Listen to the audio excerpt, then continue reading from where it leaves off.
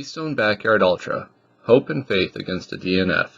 The inaugural Keystone Backyard Ultra, KBU, would be my third backyard format style race. It would also offer the largest and deepest field of runners of any backyard race I had run. This combination of race format and runner depth offers the opportunity for distance runners to push themselves to their limit. It also offers the greatest chance for their race to end with a DNF, did not finish. With the chance for a great reward comes substantial risk. I set two conflicting goals for myself leading into this race. The first being to not quit and find my limit. I wanted to push myself and be pushed by the competition to find my breaking point and see just where my limit lies. I wanted to find out how many laps I could complete before the required minimum pace became unsustainable for me. The second being to finish the race without a DNF. To achieve one goal, the other must be sacrificed. You can't have both, and a sacrifice must be made to succeed at one or the other. In a sense, I got to choose my sacrifice, but one of my two goals had to be sacrificed for the success of the other. Of course, there was also the possibility that I could have failed on both counts. The backyard race format seems to still be growing in popularity, with more races of this format popping up around the world. It's a unique format as it has no set total distance or time that runners must complete. They must simply go farther than every other runner there. The standard format is a 4.167 mile loop that is run every hour on the hour. Every runner must finish the loop within the hour and then be at the starting line for the start of the next loop at the next hour. If a runner doesn't make it back within the hour or is not at the starting line for the start of the next lap, that runner is out of the race with a DNF. This continues until only one runner is left. The winner must complete one loop more within the hour than any other runner. There is also the possibility that the race wins if multiple runners go out for a loop and all fail to finish before the hour cutoff. It's a harsh and unforgiving format that is as mentally draining as it is physically. The original Backyard Ultra, Big's Backyard, hosted by the infamous Lazarus Lake, aka Gary Cantrell, alternates between a trail loop during the day and a road loop during the night. KBU diverged from this format by using a single trail loop for the entirety of the race. This was done as a safety precaution at the request of the hosting venue. The race was held at Mauch Chunk Lake Park in Jim Thorpe, PA.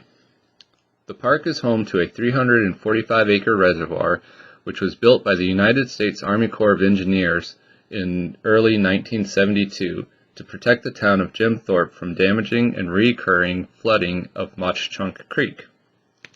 In addition to a flood control project, the reservoir and dam provided an outdoor recreational area. The park hosts access to a network of trails. The Switchback Trail, 13.7 miles, Shoreline Trail, 0.8 miles, Fireline and Galen Surprise Trail, 9.9 miles, Orchard Trail, 0.8 miles, Board Bottom Trail, 0.5 miles, and Anna's Trail, 0.4 miles. However, the course for the race would only showcase about 4 miles of these trails. The course for the race was basically a large lollipop-type course with a loop built into the lollipop. The start-finish area for the race was a large grass field directly across from the parking area for the lake. It provided a great view and ample space for runners to set up their personalized aid station and recovery areas. The course started by following a 0.1 mile stretch of the paved entrance road to the Switchback Trail. This roughly 1 mile section of the trail felt mostly like a rail trail. There was one short hill up a gravel stretch, but otherwise any elevation change in this section was extremely gradual. The course then turned, hopping on Board Bottom for the looped section of the course. This half-mile stretch of single track was easily the most technical section of the course. There were a couple short climbs and descents with exposed roots and rocks scattered throughout, but it certainly wasn't the most technical terrain I've seen in Pennsylvania. The way the course was set up, this technical half-mile stretch would be run twice every lap. After 1.5 miles on the Board Bottom Switchback loop, the course followed Anna's Trail for about 0.2 miles, to the Orchard Trail. Anna's Trail offered a bit more single track and the steepest climb of the entire course before dropping you off onto the Orchard Trail. The Orchard Trail was basically a grass pathway, wooded on both sides. While it was not steep, it did offer a subtle change in elevation that was far more noticeable as the miles wore on. From there, it was about a 0.8 mile stretch until connecting back with the switchback trail to return to the start-finish area. I went into this race a bit nervous, partly because of the high chance of facing my first DNF, but mostly because I wasn't certain if my training had been appropriate to best prepare me for this type of race. The KBU was only 5 weeks after my last race, a 24-hour race, the Adventure Trail Run, where I ran about 103 miles. Going into a race that I was almost certain would go over 100 miles, only a little over a month since my last 100-mile effort, made me nervous about how my body would hold up. It also made getting any good training between the two races difficult. I was mostly recovered from the 24-hour race after about a week or two, but that only gave me about a week of real training if I wanted to do a 2-week taper before KBU. I ran my normal, shorter daily runs and a couple of mid-distance weekend runs, but I wasn't able to squeeze in a long run on one of the weekends between the races as I had hoped. My longest run in the interim was about an 11-miler. I had run 2 100-milers, Eastern States and Tesla Hertz, a little over a month apart before using the same strategy, and it seemed to work out alright for me, but that was a few years ago. However, it did provide some peace of mind and kept me from panicking. Planning my strategy for the race and nutrition were the other key factors I focused on leading up to the race. During my last 2 backyard format races, Run Ragged and Last Idiot Standing, my strategy was a slow and steady pace throughout. I would run-walk my lap and finish with about 8 to 12 minutes until the start of the next. For me, less sitting between laps, but just enough time to discard trash, refill bottles, and get some calories in was ideal. Since this strategy had worked so well for me so far, I planned to use it at KBU. Nutrition was a bit tougher to plan as only hydration was provided at KBU. No aid station food was provided due to COVID precautions. I went with what has been a consistent performer for me in the past, long, hard efforts, with the glorious pierogi. I boiled a box of Mrs. T's potato and cheese pierogies the day before the race and tossed them in a Tupperware with melted butter. My other go-to for actual food is mashed potatoes. I prepared a family-sized package of Idaho instant mashed potatoes and added about 2 scoops to small flour tortillas to make about 8 mini mashed potato burritos. I tossed the extra mashed potato into another Tupperware. I also packed a couple cans of chicken and rice soup, Chef Boyardee mini raviolis, and 3 peanut butter sandwiches. I stocked up on snacks and some sweets as well.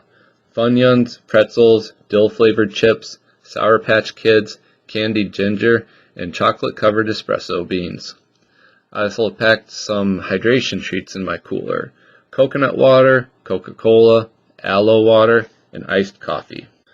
With all my calorie and hydration needs in order, I packed my other aid station gear and made the drive from South Jersey to Jim Thorpe, PA, the evening before the race. I arrived at Mauch Chunk Lake Park a little over an hour before the race start.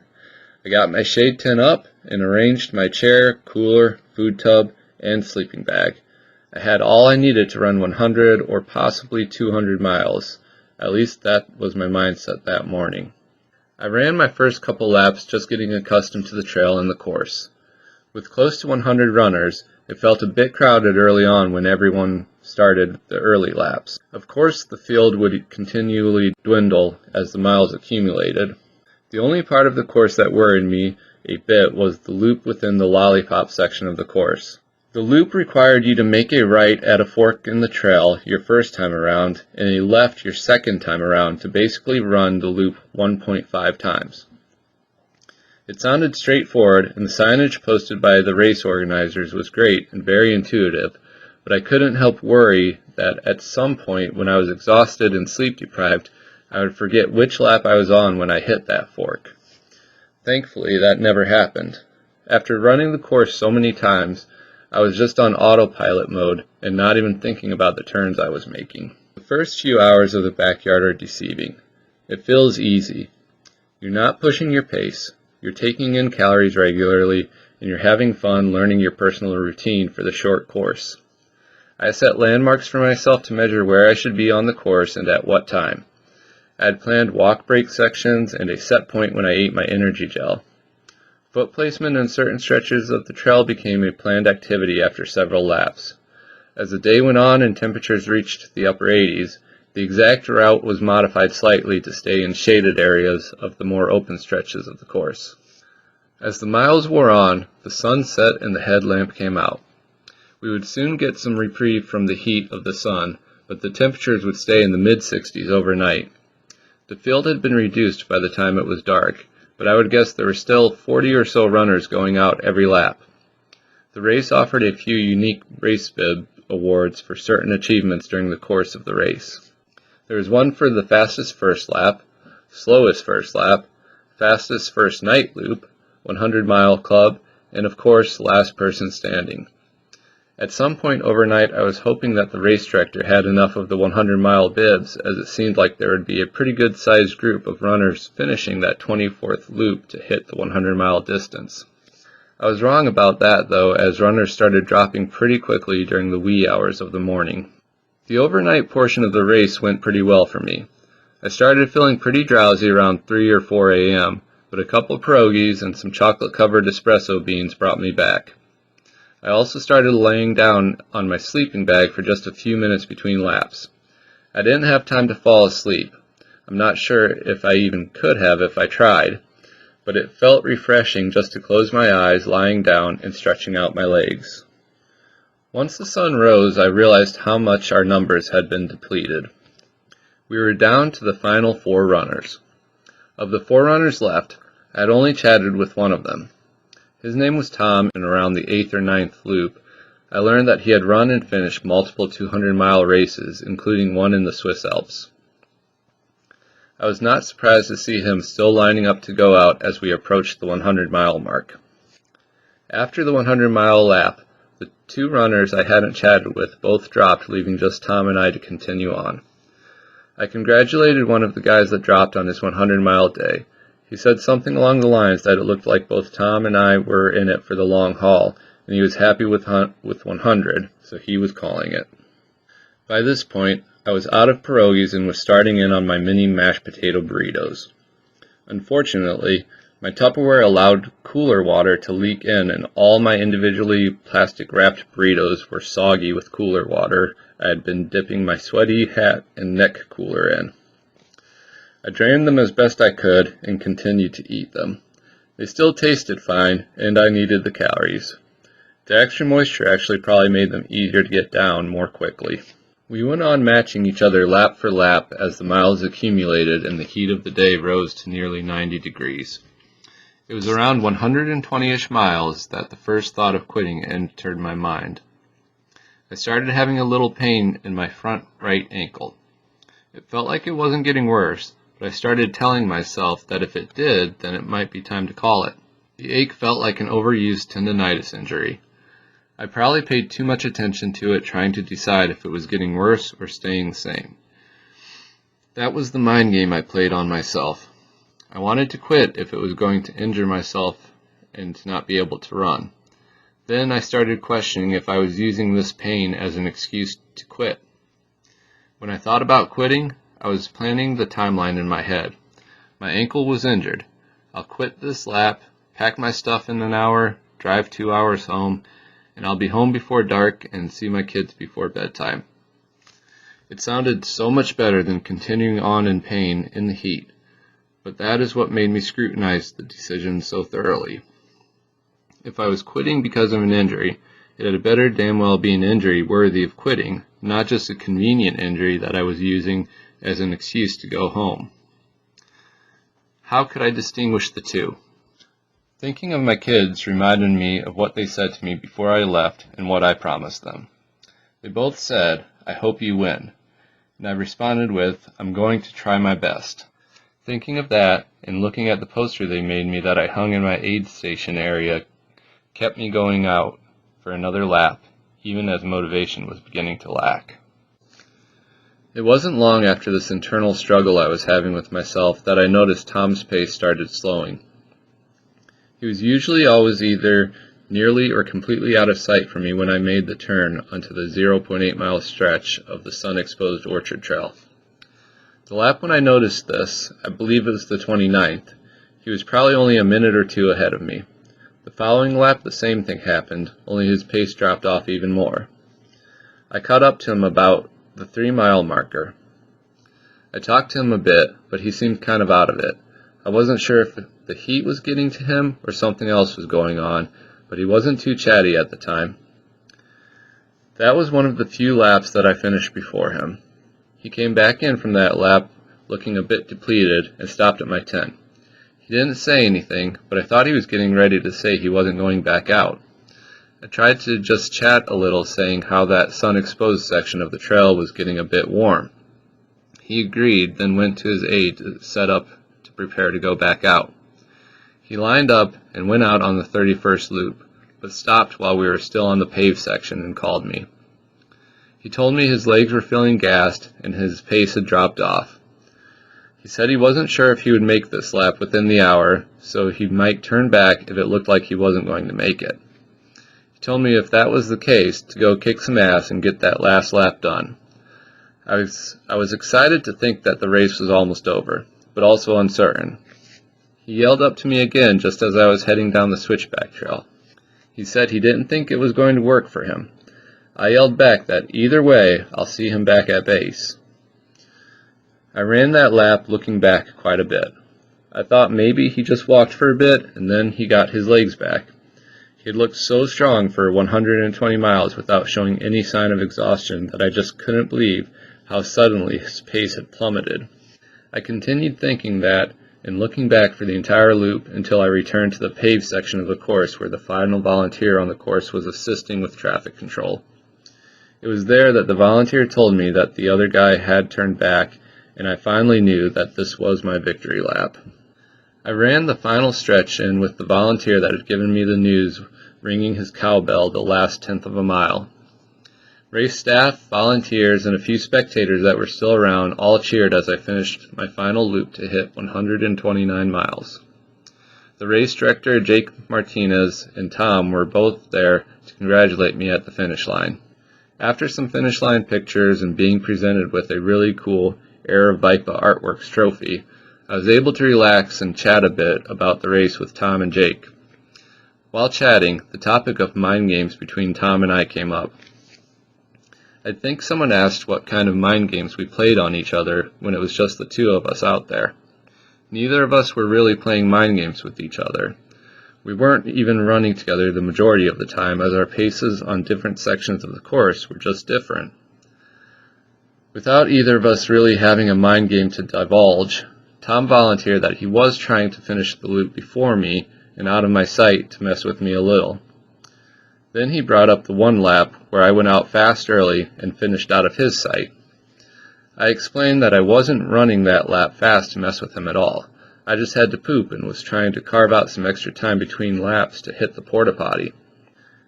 Maybe it was too much information for the small crowd there, but I was a bit sleep deprived and excited having just won, so my filter was pretty much turned off at that point.